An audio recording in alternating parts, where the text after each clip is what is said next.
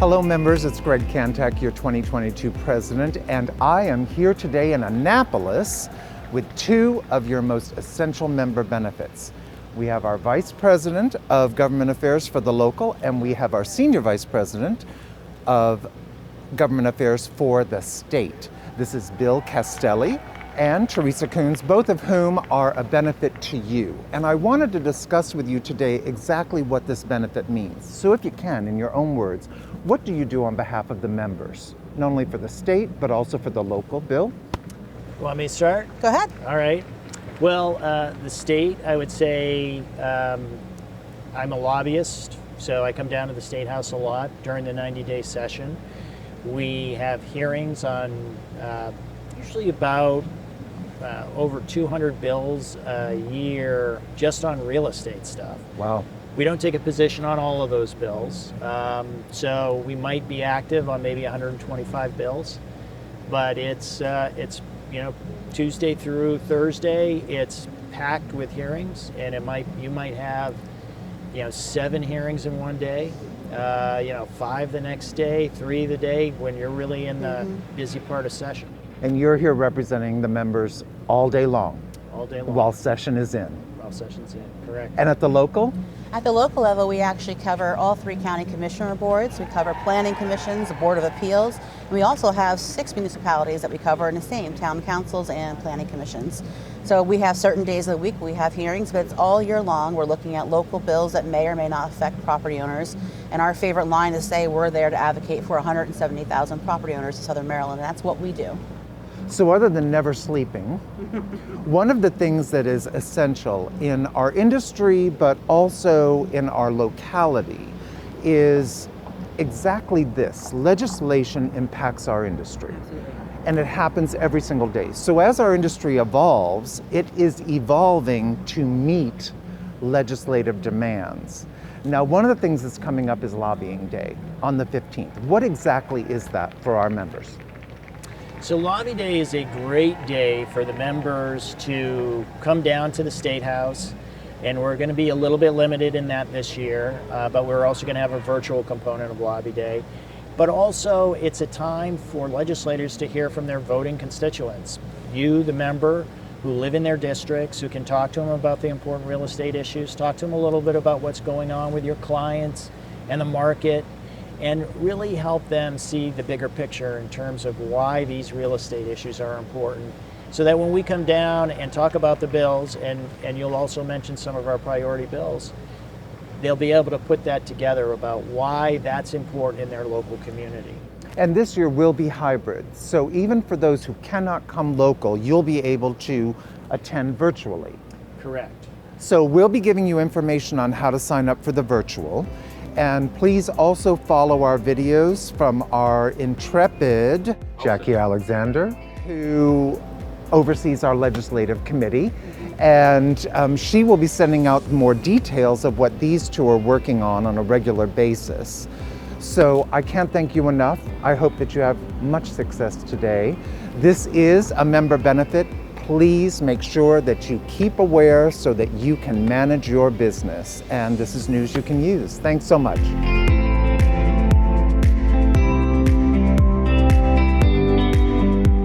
I am here today with the incomparable Kevin Turner, former SMAR president, current RPAC trustee for the state.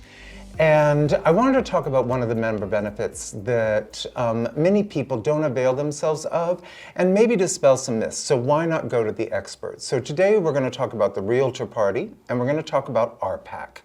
So Kevin, tell me, because I don't think a lot of people understand what Realtor Party is. I mean, it certainly isn't red or isn't blue. Sure.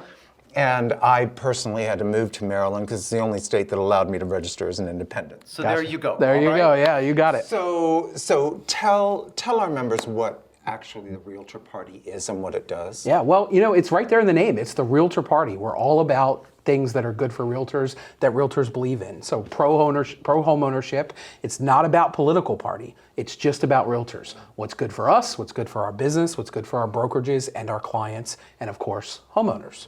That's the Realtor Party.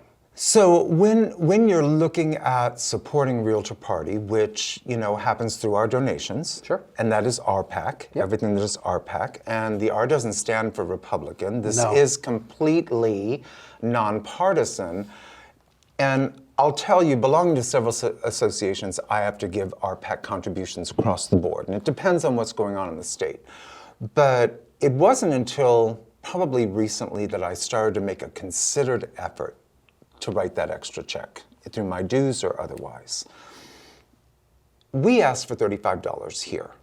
Kind of break down what that means and where it goes. Sure. Yeah, great question. So as you said, the R is for Realtor, right? Not Republican, not anything else. It's our own political action committee, right? And so we raise funds and then we spend that money to support candidates who believe in the things we believe in, or who will at the very least give us access and talk to us and listen to us, right? And say, you have a problem, maybe we can come up with a bill to fix it, or there's something wrong with this bill we're already proposing that hurts hurts home ownership or your industry. So RPAC is our way to funnel money together and support those candidates, which are always member chosen, member supported, right? You called me an RPAC trustee at the top, which is kind of this, whatever that means. What it means is I'm one of the Realtor members across the state who gets together and evaluates not only bills and candidates and politicians based on the Realtor Party and things we care about. So, that $35 or that $20 you donate, or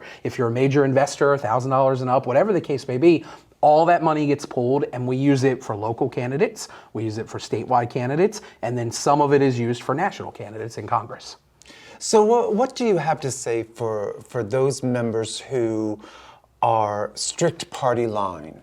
That they have determined they are flat out Republican voters or they're flat out Democrat voters in terms of their monies and earmarking those. So part of this year is really educating our members, and I want them to know the voting records because we're going into an election year, right? We are, yeah. So the voting records of those candidates are where you're throwing your money. Right? Absolutely. So it makes no difference. If it tends to be that Republicans are voting on behalf of our industry and home ownership, we are more likely to give money to those. And that's how we judge them. And not just more likely. That's all we judge them on. That's all we judge We them don't on. ask any questions about anything else, right? We'll literally have a written questionnaire. We'll send the written questionnaire out to candidates, whether that's locally or statewide. And then when we interview them, we ask them questions based on our written questionnaire. They're all about home ownership. They're all about tax policy, homeowner policy, property rights,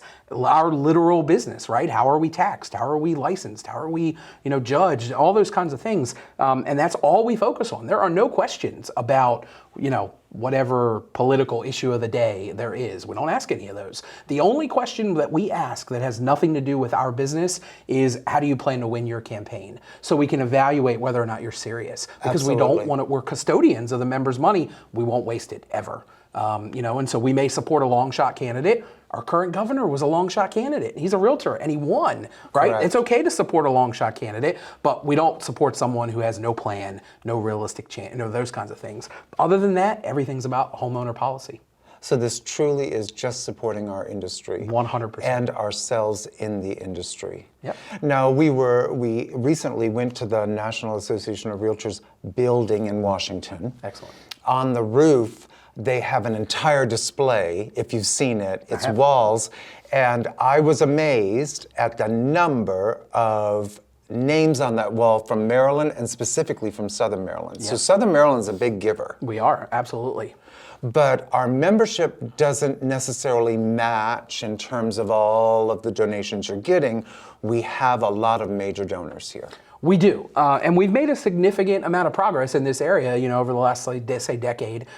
We currently have about 50% of our members who give at all, which is great. Yes. Excellent, and we thank you for it.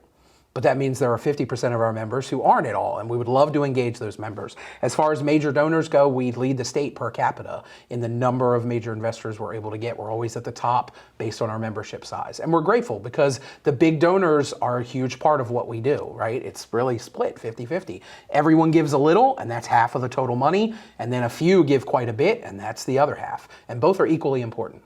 So what would you have to say for the members, that 50% that you're unable to reach right now, what would you say to them to convince them that even a minor contribution, $20 is like the minimum. Absolutely. The minimum to be counted in the rosters of the Realtor Party. What would you say to convince them that this is the year that they probably should give that 20, 30, 100, whatever donation that they can afford? What would you say to them? Well, I would say every year is the year to give, right? We're constantly fundraising for the PAC and constantly evaluating candidates and using that money to support or not support, as the case may be. But the reason to get involved is that the entire existence of the PAC, it's the only PAC on earth that's all about your business. That's the sole reason we exist, as we discussed, and every member should be a part of that, right? And the more of us that are together, the stronger we are, the more we can get done. And of course, you have a vested interest in our upcoming lobbying day. We do, which absolutely. is February 15th. It's going to be hybrid this year. Yes. And I understand from sending out the invitations that Southern Maryland has taken most of the seats. Yes, we are doing excellent. Of course, it's limited because the rules, at the legislature this year, we can only have so many people. And in, I think, only the second day of sign up, Southern Maryland's leading the way, which is excellent. We have a lot of very involved members who show up. And that's important. As much as we talk about money, talking to the politicians is important. It's nice for them to know, hey, those people who vote are involved and they know what's happening, right? And that's why we show up for Lobby Day. And it is our time to actually have FaceTime to talk about how their decisions are impacting our clients, our industry, and otherwise. Yes, and we can also talk about bills they have already filed or which might have a hearing coming up, right? Because we're in session now. Correct. That's why we schedule it for mid-February, so we'll know almost all of the bills that have been filed. We'll know how we feel about them, and we can say directly to the members of those committees, whether it's someone on, a tax committee or on a environmental committee, here's how your private well testing bill will affect our industry, right? And it may be a good idea to test the water, but do you want to force it upon sellers? And right, what are the pros and cons and all those things? We get the chance in the room to talk about that and what it does to our business and ask them their position and what they're thinking. And, sometimes they'll say, I'm not very involved yet because it hasn't come to a floor vote, but often we know the members on the subcommittees and they have heard the bill and they are deeply involved. We can have those conversations and also show them that there's strength in numbers, right? Votes matter. We talked about the money, that matters, and so do votes. And that's our chance to show, hey, we have a lot of engaged voters. We want to talk about these issues. We want you to know what we think. And they remember, absolutely. And how do the legislative committees impact your decisions and what you're moving forward with? How do you incorporate them into it? So, Jackie Alexander, who is one of the most incredible chairs, chair this year of legislative committee, is working with our Vice President of Government Affairs, Theresa Kuhns, and then they work with the state, Bill Castelli. How does that all come together? Do you reach out to them? Is this something that our members could actually get more involved in? Absolutely. It's a joint thing. So I also serve on the legislative committee. I'm a past chair. And that committee meets all session long, and we evaluate bills constantly. And we look at a bill from the realtor perspective, and we look at whatever it is, if it might involve us or homeowners, and we take a position. We then take that position up to state, and we all get together. Every little local association sends a few members. We get together in a huge room. It's like a 50-member committee, and we take a statewide position. And it's awesome to watch in action. I mean, I would encourage you, if you could serve on that committee, watch it in action, because it's amazing to see, we may show up really caring about something passionately, like, for instance, septics. Right. As you know, septics are all over Southern Maryland. Exactly. But in Baltimore, not so much, right? Not so much. What's amazing is those members from Baltimore will say, well, what do you guys in Southern Maryland think? What do you guys on the Eastern Shore think? We'll tell them, and then we all take a position together and go from there. So it really works hand in hand. We take a position on all of these individual bills, and then, of course, the politicians themselves, the legislature, builds up a history of how did they actually vote, right? It's one thing to listen to us, but what happened when they took a vote? And were we successful? Were we able to, a lot of times success is not about defeating a bill or getting something passed. It might be making a key change, right? One small change, one small amendment changes everything. And we go from loving something to not so much, or quite often from not liking something to being in full support because of one small change. And those are all the things that happen through the legislative committee. And then at the end, when we have a record, throughout a cycle, The RPAC committees across the state make those same decisions. How did a politician behave? Who's running in a race? We interview, we send questionnaires, we put all that together, and then come out with financial endorsements. Now, certainly from my perspective, being apolitical, I do understand the impact that legislation has on our industry, on our business, ultimately on our clients. So hopefully that what we have talked about today for 50% of you will be an affirmation, and you will continue your donations. For the other 50% who aren't currently donating, perhaps this gives you food for thought. I would love to see you contribute more this year, not only to yourself. It is paying yourself forward and protecting your industry. We look forward to seeing you on Lobbying Day and perhaps participating in that. For right now, I cannot thank Kevin Turner enough for all you do, not only for our association, but on the state level as well. Thank you. And this has been News You Can Use.